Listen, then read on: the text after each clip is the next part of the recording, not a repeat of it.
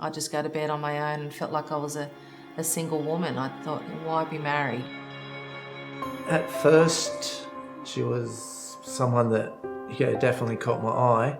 Looked pretty wild with his long dreadlocks and hippie clothes on, and I caught my eye and I thought, oh, he's different and... Different? Yeah, and a bit like a rock star. I found out where he was working and rocked up about a week later and just to walk past him. 2 days later. Yeah, catch his attention, and it all went from there. We got married pretty quick, within 11 months of knowing each other. They were good, spontaneous, like doing spontaneous things, until we had our first daughter, Georgie. That's when things change and, Yeah. Then you realise how selfish you are. Yeah, that's it. I think That's a lack one of thing. communication and confronting things head on as they come and not ignoring them. Me being a mum, Mark got wrapped up in his work and just ignoring the problems, and we just started pulling further and further apart. Yeah, so you escape his work or whatever you put everything into, but it actually looks like you're doing it for each other, but it pushes you further apart. Yeah, I kept saying to Mark, I need you, just hold me or reassure me everything's going to be okay through all the different changes. And I felt like I had to be superwoman and just, handle it as it was all thrown at me. But so much of it was emotionally quite traumatic. I didn't know what to do with it all, and I felt like I was going to explode. So I started to think, why be married, It's more painful to live in a home with somebody that's ignoring you or not meeting your needs emotionally. So I sat down and said that to Mark, and he agreed. We should go our separate ways for a while.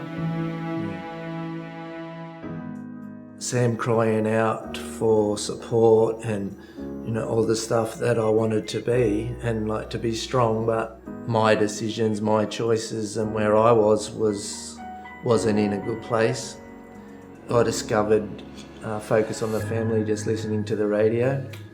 Along the lines of different people have different love languages, I discovered that the way that I showed love was totally different to the way my wife needed to be shown love, which was a challenge in itself, but things turned around a little bit and you just see a tiny bit of light, a little bit of hope and...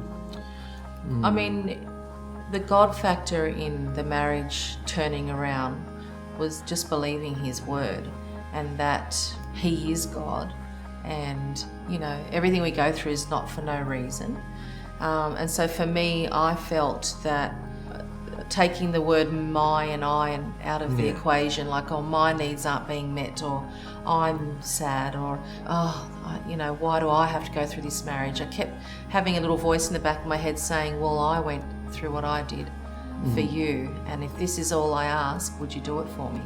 If I asked you to stick at this marriage and work through it, would you do it for me? And how can you say no to that? So that was my, hope, and that was what I held on to, and always just went, yep, well, for God I would do it again and again and again.